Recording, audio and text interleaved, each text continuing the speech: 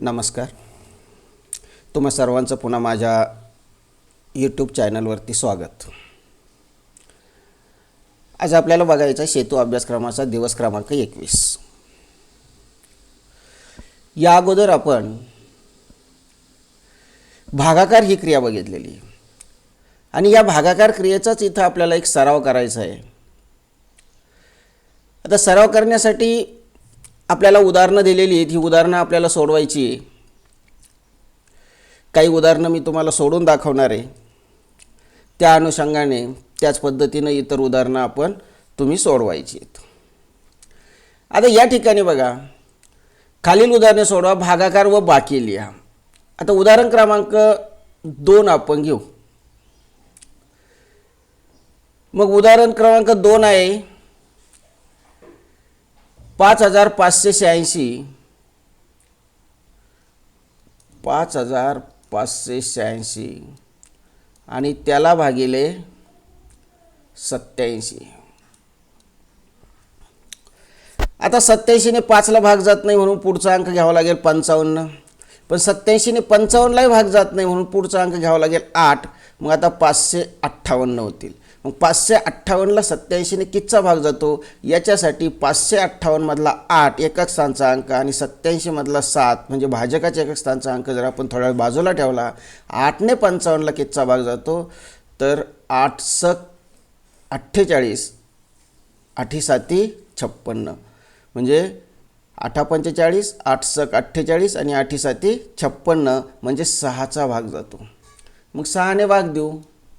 26 सत 42 हातचे आले 4. 26 आठे 48 48 आणि 4 52. वजाबाकी करू. बघा आपला भागाकार बरोबर आहे की नाही हे वजाबाकी करूनच काढणार आहे. 8 मधून 2 गेले 6 राहतात. 8 मधून 2 गेले खाली राहिले 6.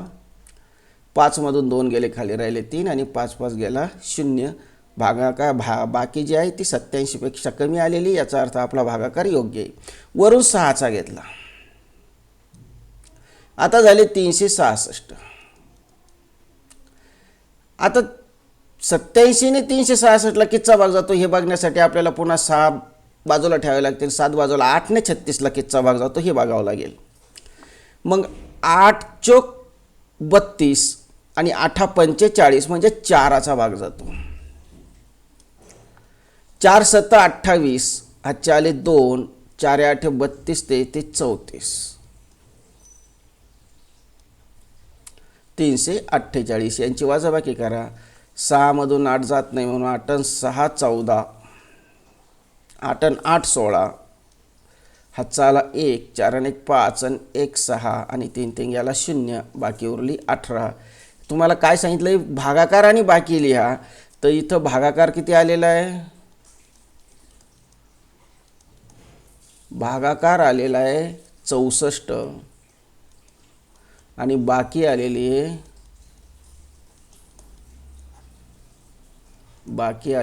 18. तर अशा पद्धतीनं हे उदाहरण तुम्हाला सोडवायचं आहे. प्रश्न पहिल्यातलं उदाहरण आहे 2 क्रमांक. प्रश्न पहिल्यातलं उदाहरण क्रमांक ठीक आहे 4 घेऊ आपण. 8543 उदाहरण क्रमांक 4 आहे. 8543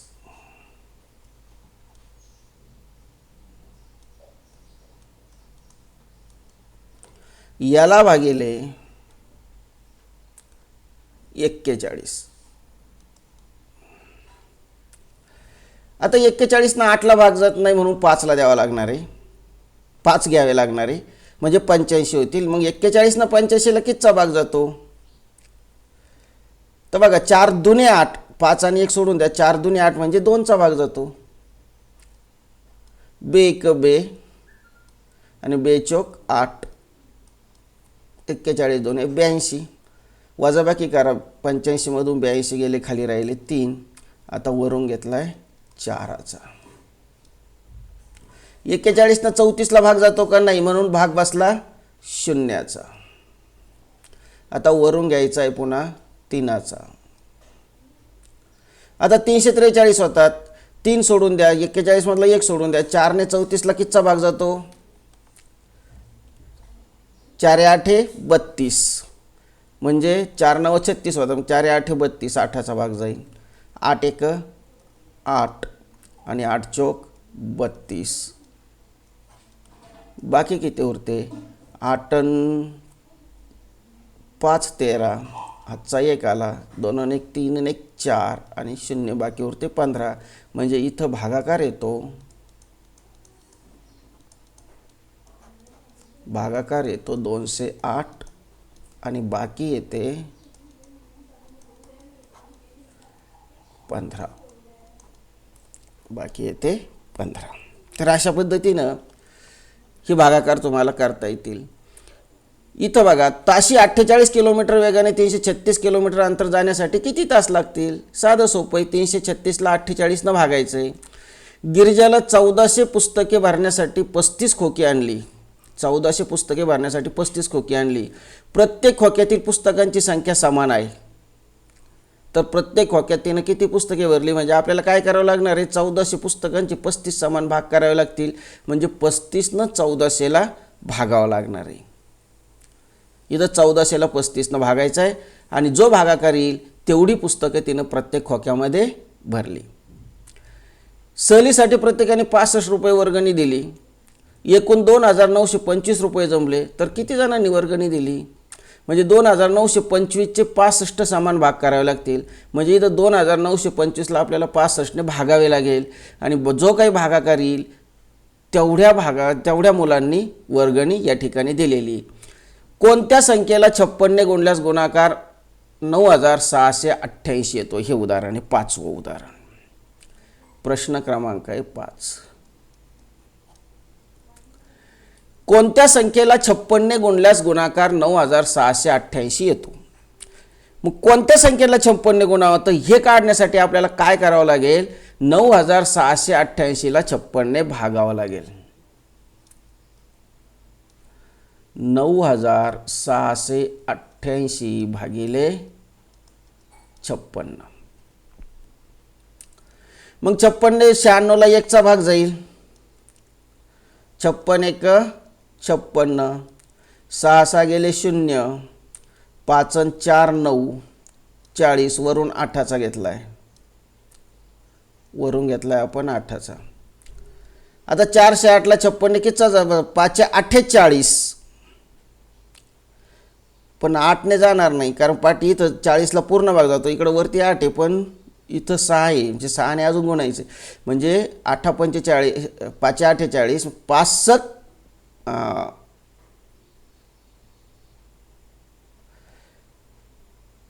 5 7 35, 7चा भाग जाईल. 7 सकून 42, हातचे आले 4 आणि 7 5 35 आणि 4 39. आता बाकी किती उरते? 8 मधून 2 गेले 6, 10 मधून 9 गेले 1, हातचा 1 आला 0, बाकी उरली 16. आता वरून घेतला आपण 8चा. आता झाले 168.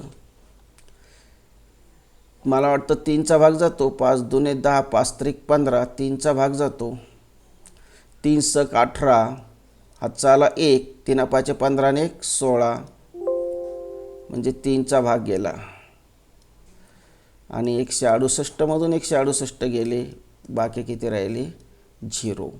म्हणजे 56ला 9688ला 56ने भागल्यानंतर भागाकार किती येतो?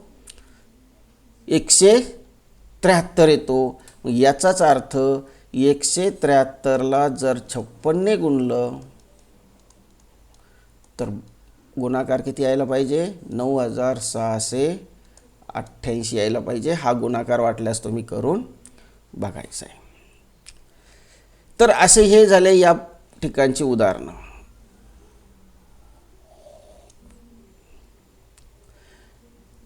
ही सोपी उदाहरणे आपल्याला सहज सोडवता येतील. आता आपण बघू ही उदाहरणं.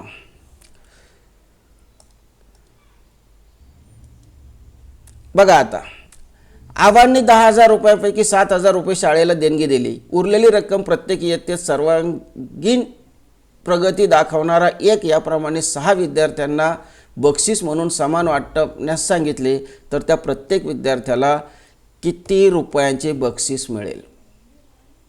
आबा ही एक गावातली व्यक्ती आहे. तिने एका शाळेला 10,000 रुपये भेट दिले. गावातील एका शाळेला 10,000 रुपये देणगी दिली.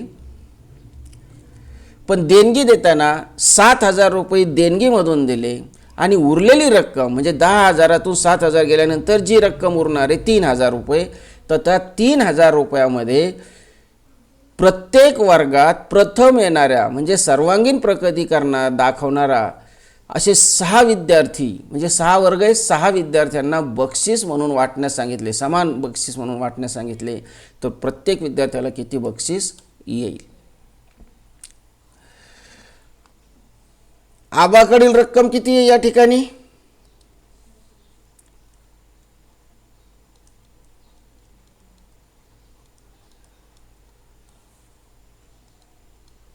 आबाकडील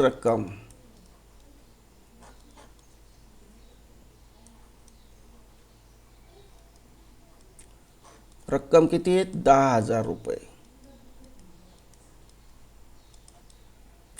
शाळेला किती देणगी दिली?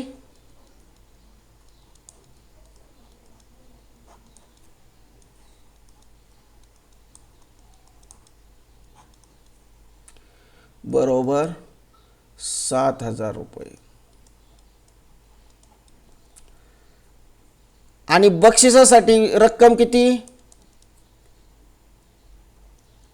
बक्षिसासाठी रक्कम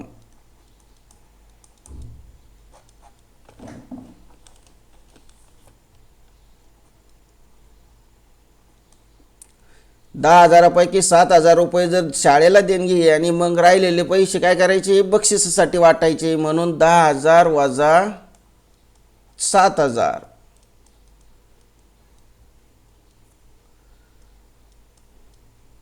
बरोबर 3,000 रुपये. म्हणजे बक्षिसासाठी किती रक्कम आहे? 3,000 रुपये. मग बक्षिस किती मुलांना वाटायची? 6 मुलांना वाटायची. बक्षिसे 6 मुलांना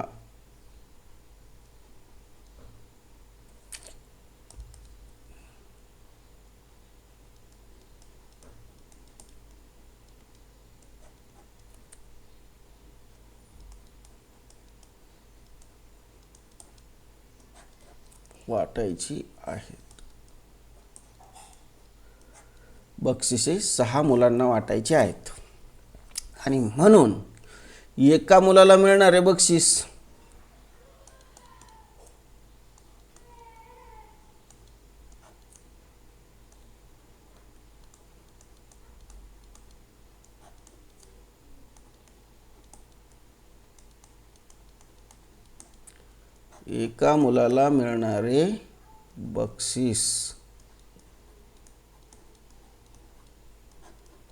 बरोबर 3,000 भागिले 6.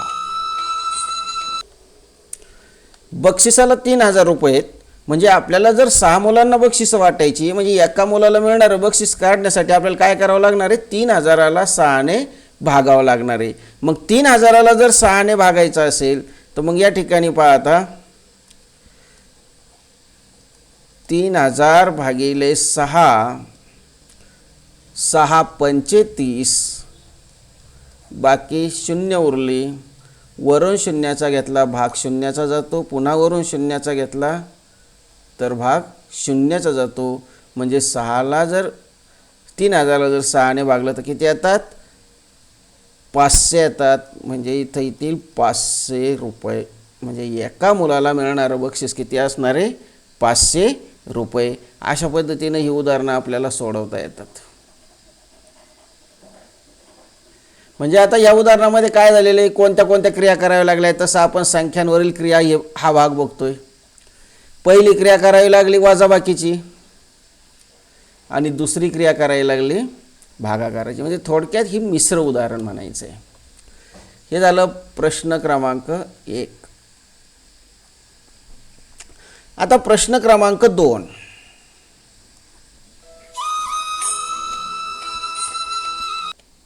दुसरं उदाहरण काय आहे? सहलीला 50 मुलांकडून प्रत्येकी 260 रुपये वर्गणी जमा केली. त्यापैकी 11,450 रुपये सहलीसाठी खर्च झाला, तर किती रुपये शिल्लक राहिले? आता सहलीसाठी 50 मुलांकडून प्रत्येकी 260 रुपये वर्गणी जमा केली. बघा बरं का, मुलांची संख्या किती आहे?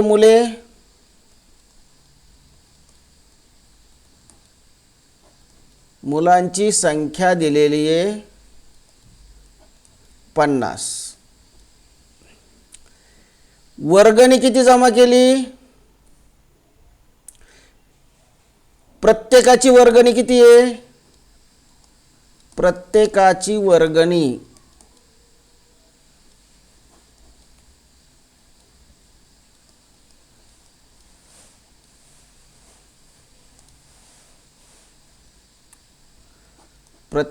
वर्गणी बरोबर आहे 260 रुपये.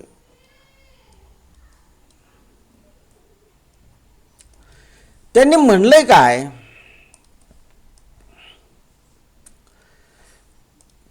त्यांचं म्हणणं काय की 50 मुलांकडून 260 रुपये वर्गणी जमा केली आणि त्यापैकी 11,450 रुपये सहलीसाठी खर्च आला.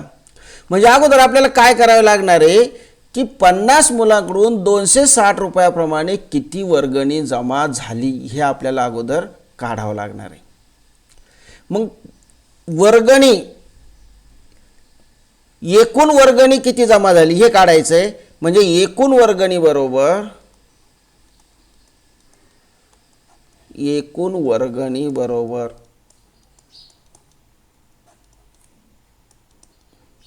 260 गुणिले 50 बरोबर किती येईल?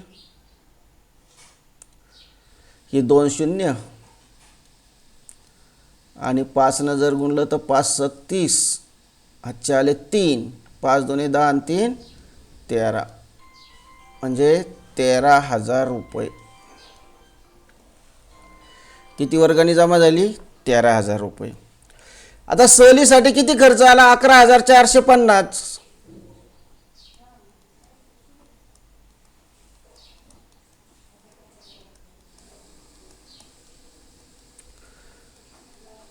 सहलीसाठी खर्च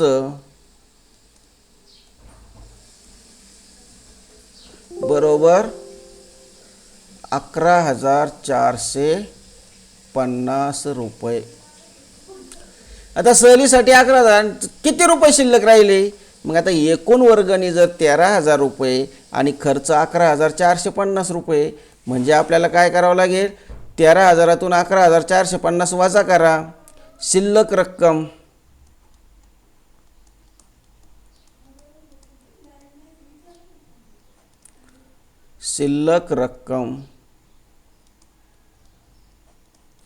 किती झाली? 13,000 वजा 11,450 बरोबर 0 0, 5 आणि 5 10. तुम्हाला असा जर वजाबाकी जमत नसेल तर एका खाली एक लिहून करा. 5 आणि 5 10, हातचा आला 1, 4 आणि 1 5 आणि 5 10, पुन्हा हातचा आला 1 आणि 1 2 आणि 1 3 आणि 1 1 गेला 0. तर रुपये किती उरले? 1,550 रुपये या ठिकाणी उरत आहेत. असं हे दुसरं उदाहरण. 1,550 रुपये या ठिकाणी आपले उरत आहेत. आता तिसरं उदाहरण काय? एका दुकानदाराने साखरेचे 50 किलोग्रॅम वजनाचे पोते 1,750 रुपयास आणले. साखरेचा भाव कमी झाल्यामुळे त्याला ती साखर प्रति किलो 32 रुपये दराने विकावी लागली. तर त्याला किती रुपये कमी मिळाले? 50 किलोग्रॅम वजनाचे पोते 1750 रुपयास आणले. साखरेचा भाव कमी झाल्यामुळे त्याला ती साखर प्रति किलोग्रॅम 32 रुपये दराने विकावी लागली. आता या ठिकाणी बघा, लक्षात घ्या.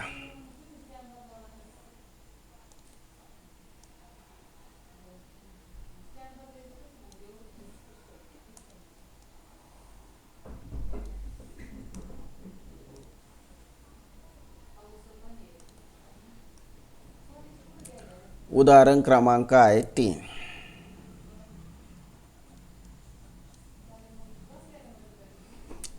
एका दुकानदाराने 50 किलोग्रॅम वजनाचे पोते 1750 रुपयास विकत आणले.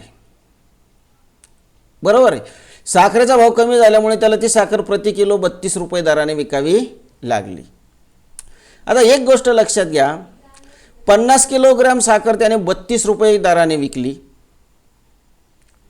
मग याचा अर्थ त्याला विक्रीतून किती रुपये मिळाले हे जर आपण अगोदर काढलं तर त्याला किती रुपये कमी मिळाले, त्याचा किती तोटा झाला हेही आपल्याला काढता येईल. मग आपण काय करू, साखर किती आहे, 50 किलोग्रॅम आहे.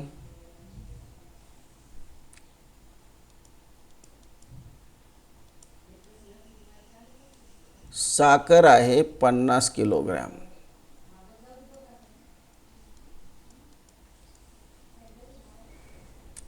विक्री दर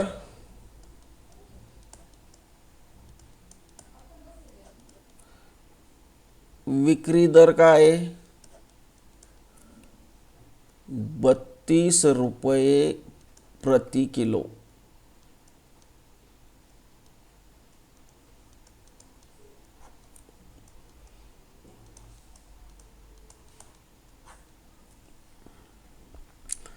मग एकूण विक्री किती झाली साखरेची, एकूण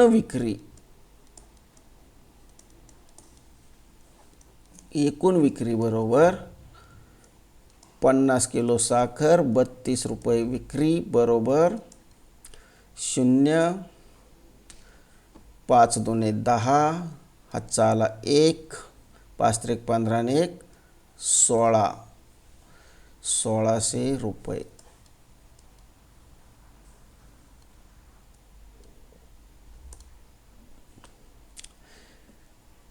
आता खरेदी किती साखरेची, 1750 आहे.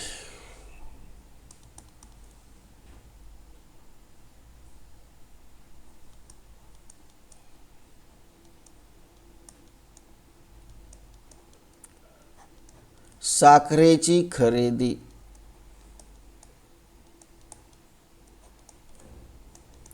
1750 रुपये.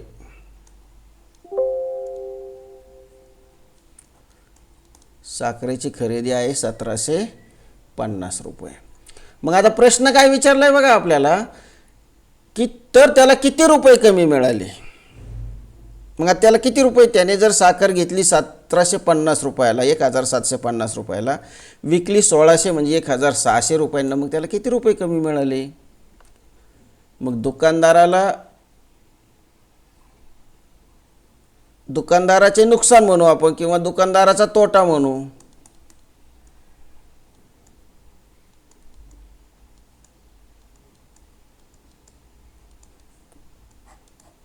दुकानदाराचा तोटा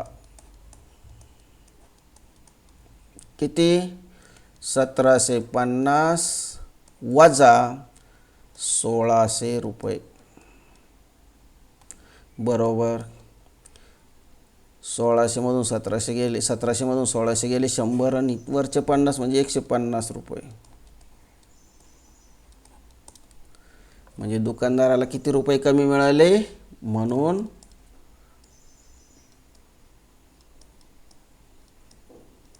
दुकानदाराला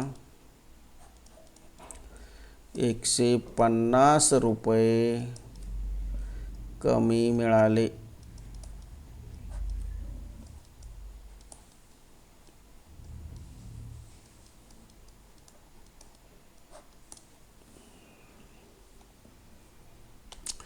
चौथं उदाहरण आहे. दुकानदाराने 1870 रुपयास एक याप्रमाणे 7 कुकर खरेदी केले. ते सर्व कुकर 14,230 रुपयास विकले. तर त्याला किती रुपये जास्त किंवा कमी मिळाले, याच प्रकारचं उदाहरण आहे. हे सोडवायचं आहे. म्हणजे 1870 रुपयास एक याप्रमाणे 7 कुकर घेतले. मग 1870ला 7ने गुणायचं, म्हणजे त्याची ती खरेदी येईल कुकरची. आणि ते सर्व कुकर त्याने 14,230 रुपयाला विकले. मग त्याला तोटा झाला का नफा झाला? किती रुपये जास्त मिळाले किंवा किती रुपये कमी मिळाले ते त्या ठिकाणी काढायचं आहे. आणि एका सोसायटीत 14 कुटुंबांनी मिळून गव्हाची प्रत्येकी 98 किलोग्रॅम वजनाची 8 पोती आणली. त्यातील गहू त्या सर्व कुटुंबांनी समान वाटून घेतला तर प्रत्येक कुटुंबाच्या वाट्याला किती किलोग्रॅम गहू आला? हे एक उदाहरण आपण सोडूया.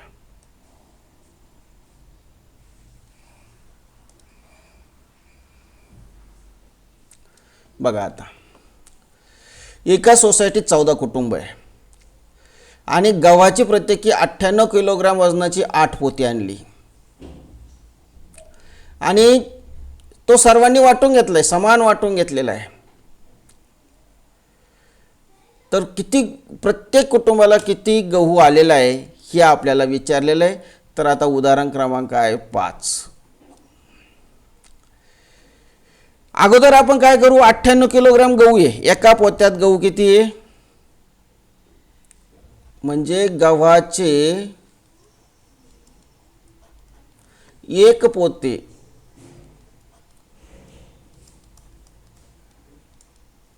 गव्हाचे एक पोते 98 किलोग्रॅम वजनाचे आहे.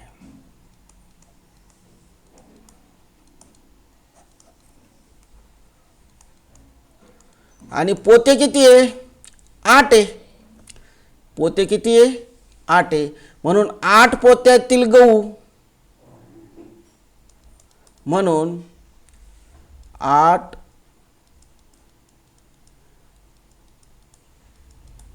पोत्यातील गहू बरोबर 98 गुणिले 8 बरोबर किती किलोग्रॅम होईल? 8 64, 46, 6, 8 9 72, 72 आणि 6 78, 784 किलोग्रॅम झाला. 8 8 64, 46 6 आणि 8 9 72, 72 आणि 6 78 किलोग्रॅम.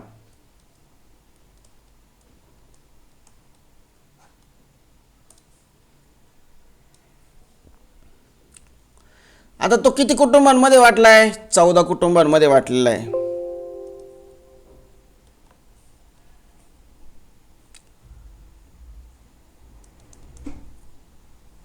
$784 किलोग्रॅम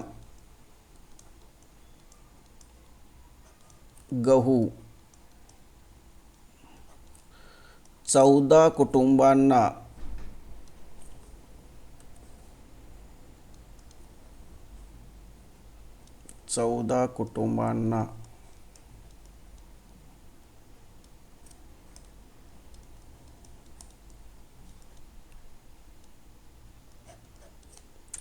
समान वाटला.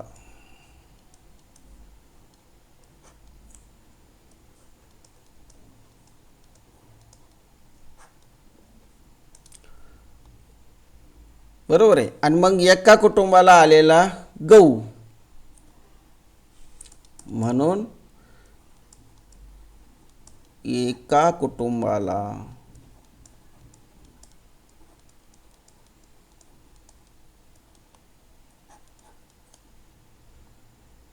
मिळालेला गहू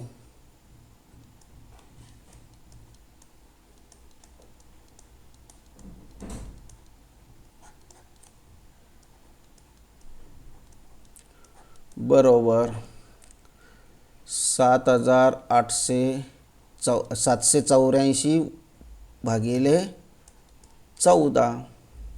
म्हणजेच हे उदाहरण आपल्याला असंही सोडवता येतं, 784/14. 14 पंचे 70, 14 एक 14, 14 पंचे 70, 70 आणि 8 78, 8 आणि वरून 4चा घेतलेला आहे, किती होतील 84, 14 सक 84 म्हणजे बरोबर 56 किलोग्रॅम.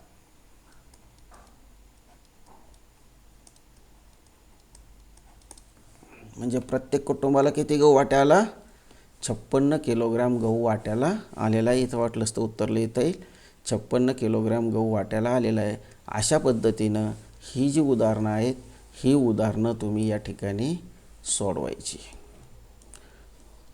आपण जवळपास पहिलं, दुसरं, तिसरं आणि 5वं, फक्त 4थं उदाहरण राहिलेलं आहे, तेवढं मात्र तुम्ही सोडवायचे.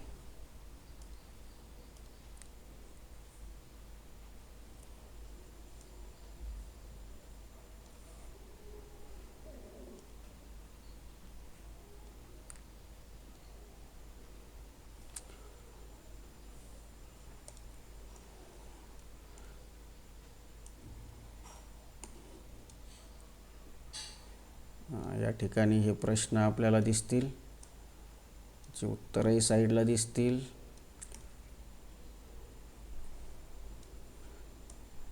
तर अशा पद्धतीनं ही जी उदाहरणं आहेत ही उदाहरणं इथं सोडवायची.